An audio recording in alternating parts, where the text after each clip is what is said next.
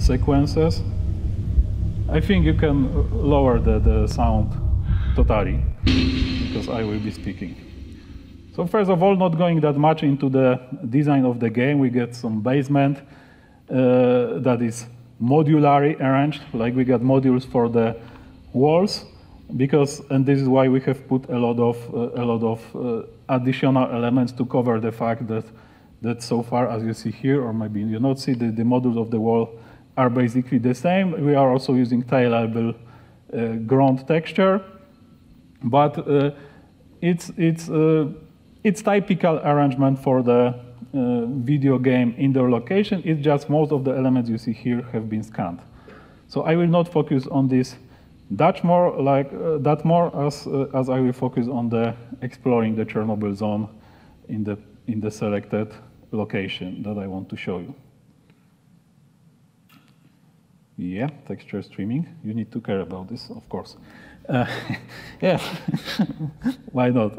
Okay, so as you see here, this outdoor location example. So again, I believe it's looking quite nice, but there's nothing really new here, besides of the fact that elements here are, let's say, quite detailed, and they have been quite polished to look well together. So we got scanned ground textures. We got, let's say, classic foliage system just created with quite detailed photographies. We got some elements that are interactive, whatever, but we got also some decorative elements that has been scanned. So whatever you see here have been scanned in the Chernobyl exclusion zone, with exception of the few trees or rocks that we have borrowed from the Megascans library.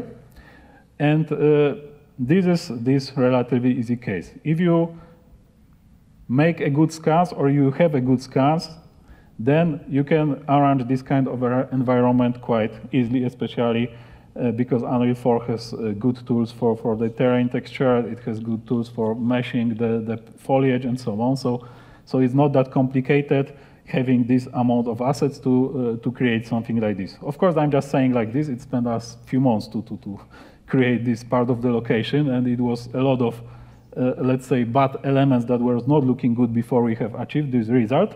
But anyway, assuming that we are still a team of 16 people working on this project, I believe, and only 2 or 3 people were working on the outdoor location. So I believe we have proven that using scan on this location can provide you with some good results. So not, I just need to go through some story sequence, like approach the crows to see the goals of the girl behind the trees and so on, because there's also a bit of story demo that I will not, let's say, disclose that much. But whatever you see here, from the small to the big object, has been scanned and processed in more or less optimal way. Like, still we got some unoptimized element, and still the frame rate is not great, because I have like 25 frames here it's on the laptop, on the good laptop, but it should be higher. But anyway, we still didn't reach the optimization phase yet. I just need to wait for the guys, I guess, to go. Yeah, because I need to sneak here through the toxic corridor.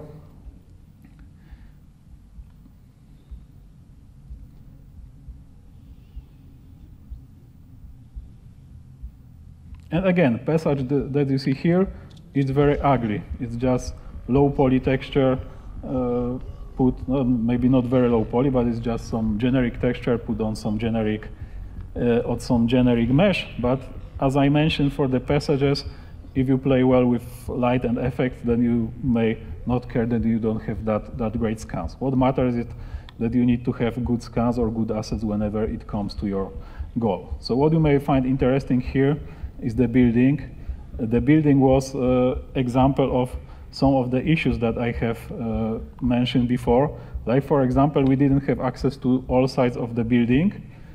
So one side of the building has been scanned, and the second part of the building has been recreated with use of the substance painter, which was actually painful process, because the scanned part has been done with like 3 days, and the modularly procedurally recreated part has been done like in 3 months.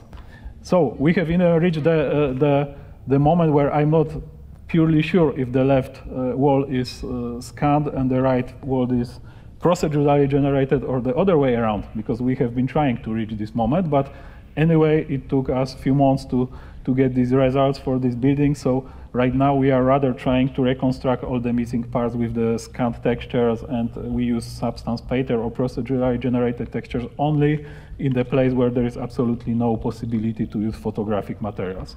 And what may be also interesting, the mural graffiti, the picture you see on the wall, the propaganda picture, is the decal that has been taken from the other building, because we really wanted to have this decal in this place, but it has been borrowed from the other building because we didn't scan this building that has this mural. We just took some elements from it and attached it to the object that we want to have here. And what you see here in the background is the handmade object. It is the big radar antenna. It's called Eye of the Moscow, or the Duga. It's really standing in the Chernobyl exclusion zone, because it was supposed to detect the nuclear strike from the USA to Soviet Union. It was never operational, but it was built in proximity of the Chernobyl power plant because it consumed enormous amounts of power. And it was also, I'm just mentioning this because it was also supposed in part of conspiracy theories to use to the controlling mind of the people with help of the electromagnetic pulses, and we are using this conspiracy theory in our game. So whenever you see some supernatural elements in our game, you may expect that it's somehow related to influence of the magnetic waves from this object. So what we see here is the illustration of how we maintain the modular level design here, meaning the walls have quite, in the corridors, the walls have quite repetitive texture, but it's being covered with bunch of scanned objects, with bunch of scanned elements, and with proper light arrangement to not make you feel that is very repetitive. And whenever you enter the room is usually scanned exactly like it is.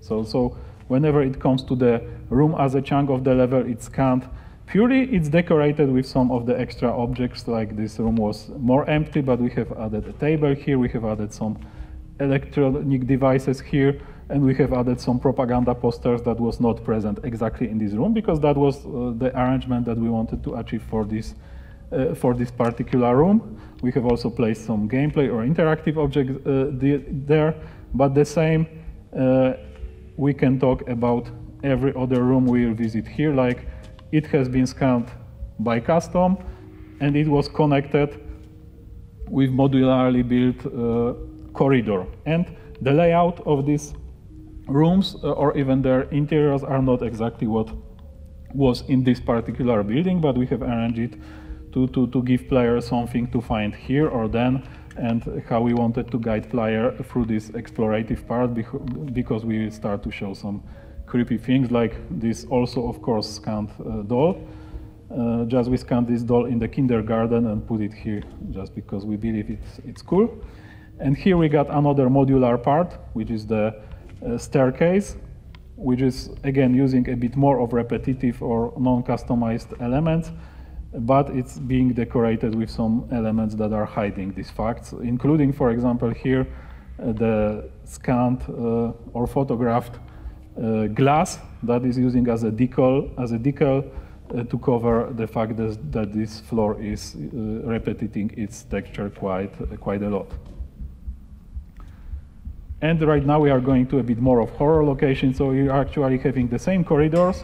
We just didn't need to customize them that much, because here we got some toxic fumes, and here we got some gas marks on our face, so the picture is blurred because we are entering some, let's say, horror location. So we got some extra gameplay or scaring elements in form of these toxic barrels that was not present in this room particularly, but they were present in other rooms. So we have scanned them in other rooms, and we have moved them to this room to let us simply arrange this in the way how we wanted it. So again, room after room, we have been scanning relatively empty places. Then we have been filling them with some assets depending on how much space we had to fill. And as you see here, the normal room in this normal shape is quite wide. Like small room is really small, and normally players feel quite claustrophobic. What in this part of the game is okay. So this is why we have left the claustrophobic room at the end of on this building here, because here we wanted to feel claustrophobic because this is the horror sequence. But whenever we have been doing the free exploration, like on the floor above, we have been leaving the bigger rooms, not necessarily the room that exactly was here.